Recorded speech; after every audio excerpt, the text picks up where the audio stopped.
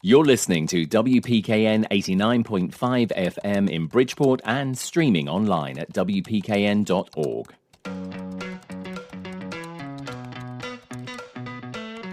Reporting and supporting what matters, this is CT Examiner Weekly. For elected officials, there's a fine line between networking and what can start to look like influence peddling. I'm Eric Obernower, and for Exhibit A, we turn to Stamford, where the school board's former vice president is now partnered with a vendor she helped hire just months ago while still on the board. The Middletown School District has a new superintendent after the previous one was fired for failing to update a state-required form that superintendents must complete yearly. Joseph McCary will take over as the district's leader on July 6, joining from the Vernon School District. I'm reporter Luke Feeney with that story. A Hamden police sergeant has filed a complaint with the state saying that she's been denied promotion 3 times because of sexual harassment. She also details some other unsavory happenings within her workplace. I'm Nick Sambides, and I will have that story. And I'm your host, Brian Scott Smith, and joining me and our reporters is Greg Stroud, Editor-in-Chief of CT Examiner, and Arts Editor Robin Breeding. Welcome to you all. A Stamford Board of Education former vice president who led the process of selecting a firm of consultants guiding the district's ongoing superintendent search is now affiliated with that firm just months after her term on the board ended. Our reporter Eric Obernow joins us remotely now to talk about the story. Eric. The Stamford Board of Education's former vice president, as you said, she headed up a committee last year to interview and screen various headhunters, basically, to help with the board's recruitment of a new superintendent.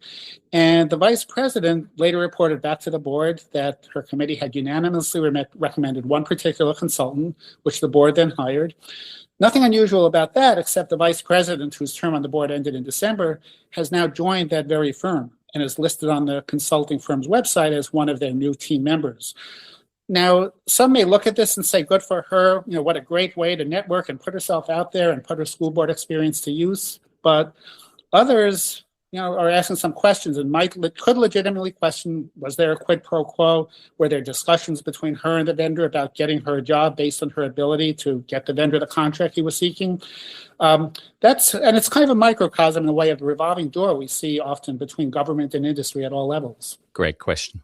So Eric, could you give us a sense of how much money is involved? I mean, when you hire a superintendent in a school district like Stamford's, are we talking? Is this a 5-year contract? Is this potentially a $4 million package, or how much money are we talking about? Is this something that people might actually bend the rules to get this sort of work? Well, the consulting firm actually is who we're really looking at. A superintendent's contract typically in Connecticut is 3 years. I believe in some cases they could go to 5. And we're talking probably in Stamford, certainly the starting salary is going to be at least $300,000. But the consulting firm was not hired for a lot of money. It was $40,000. But when you consider the consulting firm right now, it's pretty much more or less a one-man show. It's not insignificant. And I happen to know from people had conversations, he's very much looking to grow his firm. So getting a contract in a place like Stamford, where now you can point to and say, we help recruit their superintendent, that's not small potatoes. And again, what value was there that she provided? We don't know, but these are questions that are reasonable to ask. So, Eric, I want to put the point to you. Of course, suppose what this effectively could look like is she's got inside knowledge of how systems work here in Connecticut, now is working for a consultant, could be useful, not just, for this particular school district, but maybe could be useful intel, as it were, if they're going after business, maybe another school district, yeah? Well, that's one aspect of it. That would probably be the best possible spin on it, quite honestly, is that she's simply putting her knowledge to use on this firm's behalf. A cynic, though, could look at it and say, again, was there some sort of, exchange of favors here? Now, she, in her defense, she did point out that the vote to hire the firm was a unanimous 9-0 vote, and she was just one of 9. But what we don't know is, would it have been unanimous without her participation? And how do we know she didn't influence the other 8 members of the board to go along? Greg? I think it's one of the problems we have in a small state like Connecticut, where I like to say there's 1 degree of separation in Connecticut. So when do we draw, where do we draw a line? How do we draw a line? When do we say as reporters that there's something corrupt? And part of it is we just look to see, well, what are the rules? What is the law? What are the regulations? And in this case, Eric, did any rule get broken? Well, the short answer is no. Connecticut actually has, to my eyes, pretty lax laws when it comes to this sort of stuff. And they leave it actually to the municipality or the city of Stamford, in this case, to come up with their own ethics rules. So she didn't break any laws or regulations. But, I'll go back to several years ago. I covered an ethics training seminar for elected officials. And the person who was presenting, he said, that basically ethical conduct is not merely following the standards required by law. It's doing the right thing because it's the right thing to do. And when you're in public office, that's something you choose to run for. There is a higher standard that we generally expect. So in a sense, it's there's a revolving door here that we're reporting on. There's not a rule broken, but there could be a rule put in place if people look at this news, they look at this process, and they say maybe we should do it better. And so if the officials are only going to live to the letter of the law, then maybe we need better laws in this case. Well, that's just the point, because again, we don't know that this former vice president of the school board did anything improper, but it's the appearance of impropriety that we're talking about. And could the law be improved to address that? Probably. And of course, going back to previous conversations we've had about, school boards, they do seem to have the ultimate power over things as well. So it's like, what they say goes. So there's all manner of questions, really, I think, on this process. I think in Connecticut, we like to think of education and boards of education, schools, as purely something that's for the benefit of our children. But the reality is that a lot of districts, a lot of towns spend roughly 60% of their total tax dollars on education. It's a massive business. It's an industry. And that any industry is prone to sort of misbehavior. And that's the reason why, in part, we need better laws, I think. And we need careful laws to make sure that not only that everything's on the up and up, but it actually preserved the reputation of public officials too, so when they say they're obeying the law, that law matters. Great reporting, Eric. Thank you ever so much on that. And also, Greg, for your observations on the story. Now, we're sticking actually with schools for our next story. Joseph McCary has been named the new school superintendent at Middletown Public Schools after its Board of Education met recently. McCary has served as superintendent of Vernon School since 2015, but he will now take over a district of 10 schools and enrollment roughly a third larger than Vernon. Here with the story is our reporter, Luke Feeney. Luke, tell us more. So, yeah, kind of like you said, McCary is joining from the Vernon School District. He's been serving there since 2015. He is the actually third longest tenured superintendent in the district's history, which I find to be a sort of interesting contradiction compared to the district he's joining, because they have had a lot of there's been a lot of movement. Yeah, it's been a revolt. Let's just be honest. Middletown has been a turnstile at the top. I mean, this is I think, is it the fourth superintendent or acting superintendent since 2019. We've had a series of sort of bad behaving superintendents. One was DUI, another was potentially bullying. In this case, though, they're hoping to turn the page. Yeah, he was introduced at the board's meeting Tuesday night, and while he didn't speak for a ton of time, he did outline a vision of wanting to focus on the whole child, which is academic, social, and emotional. He said he wants to be involved with parents and the community as well. Another thing I'm just going to quickly butt in and mention actually what Greg was saying about Middletown. Middletown is, for others maybe in the state that aren't aware of Middletown, it's a reasonably large city. It has had its problems, not only obviously with a turnstile effect on superintendents, but also the mayor was there, then, in for a while, out. So there's been like at fairly top levels in various offices, Middletown seems to have a few little issues going on. And also we need to bear in mind as well, Vernon, which is in Tolland County, which is one of our more rural counties as against Middletown, which is in Middlesex County. It's not unsurprising that the guy from Vernon actually was there longer because they've got less choice. They're a smaller district, and you're always going to get much more, I think, turnarounds in like some of the larger cities for various reasons, because people are going to see other jobs and they're going to want to go elsewhere. This is true, but to McCary's credit, he's also done a lot in his own right. In 2024, he was named as the Superintendent of the Year by the Connecticut Association of Public School Superintendents, and they don't just give those out. He's been praised by both districts, Vernon and Middletown, for his leadership, for his commitment to students, and his plans overall. Robin. Was the audience allowed to ask any questions of him? Was there a Q&A? No. So he gave like a 2-minute address, thanked the board, basically gave a brief outline of what his plans were, and then sat back down. Greg. I think the reality in Connecticut is that part of what Connecticut lacks is they lack large cities. And it's a state that suffered immensely from white flight. And part of what you need to do to build back Connecticut cities is to have an education system that middle-class families will send their children to. And in Middletown, we have a great base of potential parents that could send their kids to the schools, and that's Wesleyan University. So all those parents, it's an immense asset to a district. But can you attract those parents? Can you keep those parents so that they can build up a district that's otherwise relatively poor?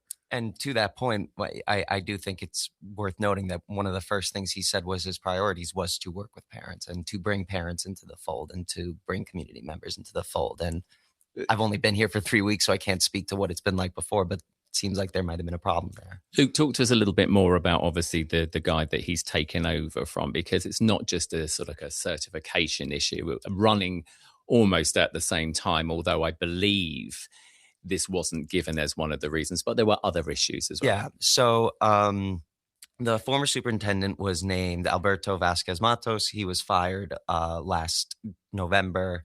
The official reason the board gave was that he basically failed to update a yearly certification that superintendents are required to update. But at the same time, he was also dealing with some legal issues. He was arrested in July of last year in Florida for an alleged DUI. It's worth noting he's pleaded not guilty to that, but that was sort of running at the same time as the certification issue. And while the official reason is, he was fired because he didn't update his certificate, I would have to imagine that this played some level of a role in it. And also it appears, from your reporting reading here, that there was an interim superintendent, and Alan Adley, who had actually retired and came back out of retirement to fill the gap, which again shows and goes on the comment about Greg saying like we don't have the choice. There's all this like movement around, and also people are holding on to these jobs, and we don't seem to do succession planning very well in this state either. It's, it is hard. One of the issues in Connecticut is to find and attract talent and to pay for them. And it's a big job being a superintendent of even a small city. It's hard to attract talent. It's hard to find the good people. This is it's a big decision. And there's a reason why people would want to get into this business, as we heard in Stamford, to try to connect towns with superintendents. I'll tell you what, when we talk to school districts and we hear things are going wrong, people say, please don't drive off our superintendent, because we don't want to have to look for a new one. And I have had that personal phone call from 2 different districts that said, be patient, don't drive them off, please. Also, we've got, of course, this continuing issue with, like, funding here in Connecticut with schools, the sharing and things that get brought up. So, I mean, money plays hugely into these things. And obviously, if the superintendent and the Board of Education don't get what they want, I mean, that's causing issues as well. And in some cases, superintendents clash with their own Board of Education. Absolutely. And I mean, and let's be clear, a $300,000 pay package, when you put in all of the benefits, when you put in the pensions, everything else, we're talking $500,000. It's a big commitment. So hopefully Middletown got this one right.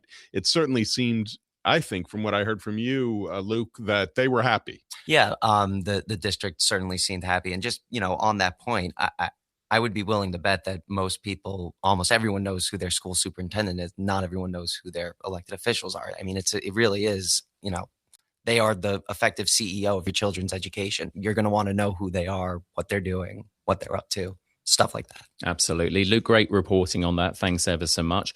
And our final story today, a Hamden police sergeant has filed a discrimination complaint alleging she was 3 times passed over for promotion because she is a woman and subjected to continuous harassment, including the online publication of a picture altered to make her appear nude, she claims. Our reporter, Nick Sambides, joins us remotely to give us the details. Nick. Her name is Angela Vay Glass. She's been a sergeant in the police department for 18 years. By all accounts I've heard so far, there are no issues with her promotion. I believe she was ranked top of the list for the last 2 times. It's a very difficult and murky area to get into, and it's not helped by the fact that most police departments in the state would rather pull out a fingernail than talk about personnel issues. There are a lot of reasons for this, good and bad, but not least of them is the fact that most news organizations really don't chase this stuff very far or very much. So what you end up happening is the trail gets cold, it gets overgrown with weeds. It's a lot easier to put obstacles in the way. And as a result, a lot of these things just don't get reported on except in a very minimal way. So Nick, when we look at the Hamden Police Department, you've been reporting on it for quite a number of months now. There's not just a promotion issue, but there are problems that are roiling this department and have been for a while. Could you give listeners a little more sense of the dynamics here at play? You bet. I think it's fair to say at this point that Chief Edward Reynolds is not someone who has a lot of experience in previous jobs dealing with administrative issues and personnel things. He built up quite a record and reputation in the New Haven Police Department as a detective for handling some of the most difficult cases that department has. So the man has talent. He's a commanding presence. He's also a minister at a local church.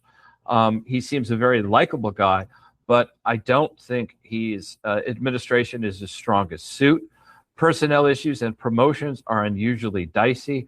What you have in Hamden in particular is a situation where they've had a fairly large number of police chiefs over the last several years. Say 1 out of every 3 to 5 years, a new one has come in. Officers are used to filing complaints when they don't get promoted. So there's a lot of friction built into the system before anything even happens. But, I think when we talk about police accountability, when we have bills passed in Hartford to increase police accountability, the first thing we have to look at is, well, who are the police? Who's being hired? How are they being disciplined? How are they being promoted? And then in Hamden, we're seeing that there's some problems, and we see this in other districts. I mean, one of the biggest, most common, I think, reasons why police officers and firefighters, frankly, contact us is over promotions. So are there other people complaining, or are there any explanation for why this woman might not be promoted? I haven't heard an explanation that says that she's in any way incompetent or not talented. She is somebody who has a variety she does a lot of work in the community. And so she's someone who gives gives a lot of herself personally and professionally.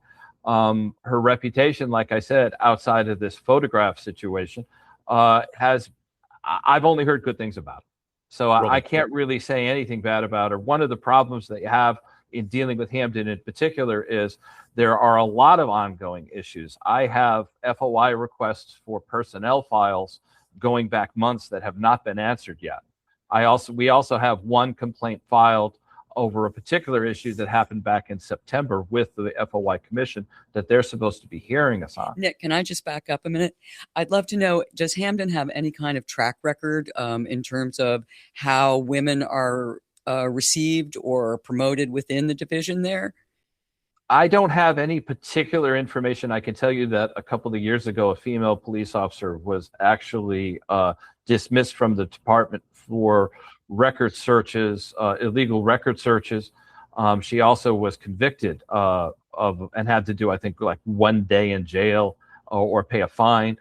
No, I haven't heard that there's a bad record for police. I do know that she did claim that she would, if she was promoted in the CHRO that she filed with the state, that she would be Hamden's first police lieutenant who was female. If that's the case, then you're basically saying is this department is beginning to look really, really outdated, because it's not at all uncommon in the state of Connecticut to have female supervisors of that rank or higher. Do we know what the ratio of male to female officers are actually at Hamden Police There's Station? only about a half a dozen there's only about a half a dozen female officers in the department. I was actually looking this morning to do a count, and one of the problems that you have in Hamden is online, there isn't even a roster that's updated. There's nothing on the website beyond the police chief's name. And again, this goes back to the point that I've made earlier. These are people who really don't want to talk about this stuff. And how big is the police department? Do you know how many numbers are there just overall? About slightly more than 100. I think about 120 officers. Right. So it's a big department with what sounds like very little in the way of a female ratio. So, I mean, clearly, still a big issue, which is not uncommon, unfortunately, in so many of our police departments still, that the female ratio is hugely down, which I think does actually become part of the problem with them actually advancing, because, they're up against the old boys' school.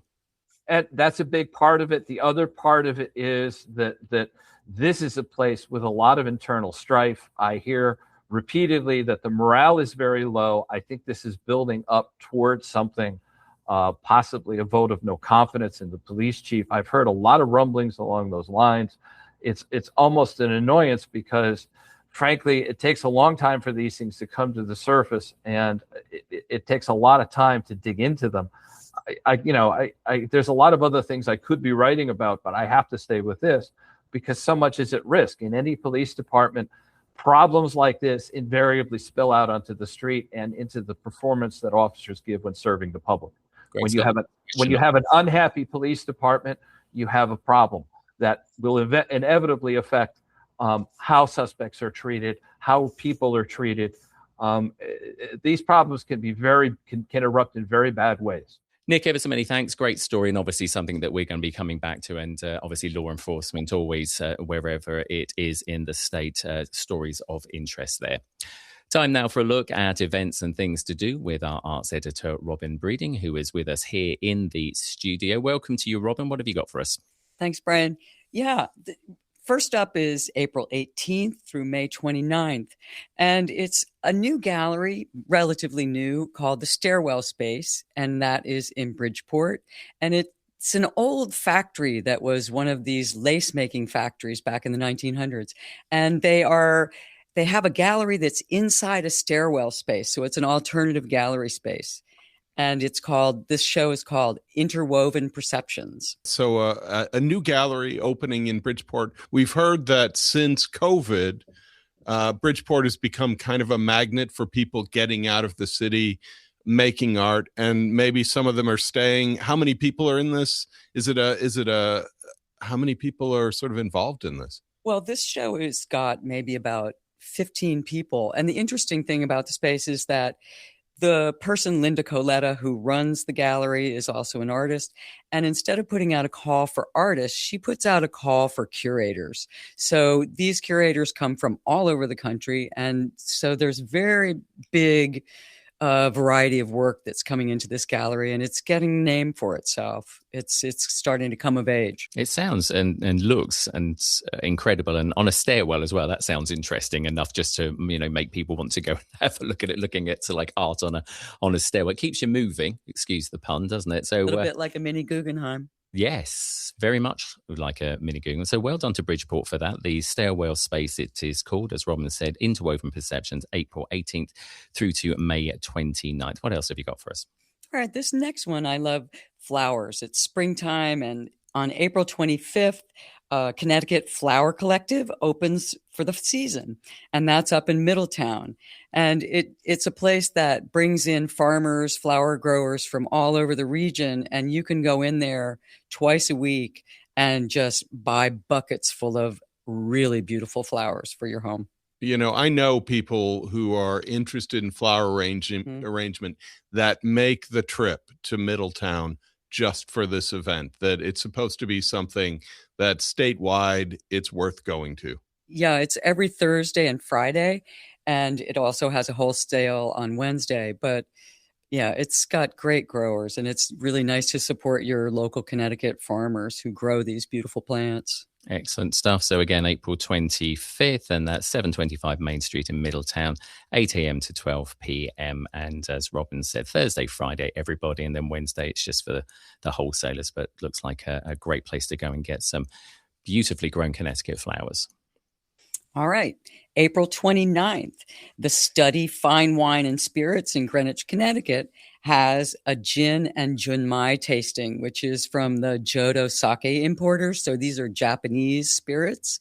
And the Study is a really nice place in Back Greenwich that has classes and tastings. And it's really worth checking out their website to see what's up. So this is a venue that we've featured in our coverage, our food and wine coverage. They're one of, half a dozen places in the state to go to. And we've seen a growth in interest in sake in the state. Sometimes it's driven by the Japanese restaurants, but we also have, we have big importers. We have Skurnik, which is put an emphasis on their sake. They're based in Connecticut, and it's really high. This isn't just cheap sake. It's that not you heat $9 sake. Let's put it that way. But I will tell you, and it says on Robin's piece of research here, it says classes sell out fast. So get on the website. Looks like you probably have to register, because otherwise you could have disappointment if you turn up. You can go to the tastings, but they do have specific classes that you need to sign up for. You don't need to sign up for the tastings. Thank you for that clarification. A couple more and then we're done. All right. Sustainable Pruning with Matt Papalardo at Oliver Nurseries, May 2nd, and that is in Fairfield, Connecticut. I'm an idiot pruner. I really wish I knew more about pruning, and I don't. Well, it looks like you'll be going to this one then. So is sustainable pruning, does that mean not killing the plant, or does that mean somehow creating a sort of more green environment? What does that mean? I think it means creating a healthier plant so that, you prune to actually bring out beneficial properties of the plant, make them more productive, healthier, things like that. Looks like a great place to go and find out about pruning with the experts there. Last one, Robin. All right. My last one is May 2nd. The Connecticut River Museum is hosting its third annual Connecticut River Valley Environmental Summit. And that's taking place at Wesleyan University. And it's really got a lot of different topics. I've actually been speaking with some of the organizers this week. Basically, the whole thing is a celebration of the past, present, and future of this massive body of water that, serves over 2.4 million people. So go to the event and you can read the coverage on CT Examiner, because we'll be talking to Luke. You'll be talking to 2 or 3 people that are presenting. Yeah, and I've already spoken with organizers from the museum, and we're setting up interviews with some of the presenters for next week. May 2nd, you do have to buy tickets for this. They're between $10 and $50. And as Robin said, that is at Wesleyan University. So another shout out for Middletown this week in this episode. Lots of Middletown stories. Robin, ever so many thanks for that. That is all for this edition. My thanks, as always, to Greg, Robin, Eric, Luke, and Nick. Don't forget to check out the digital pages of ctexaminer.com for more stories and our events calendar, of course, for all the latest local happenings in and outside of the state. And while you're there, why not subscribe to make sure you don't miss out on all the week's news? It's just $20 for the entire year. This is CT Examiner Weekly, reporting and supporting what matters. I'm Brian Scott Smith. Thank you for listening.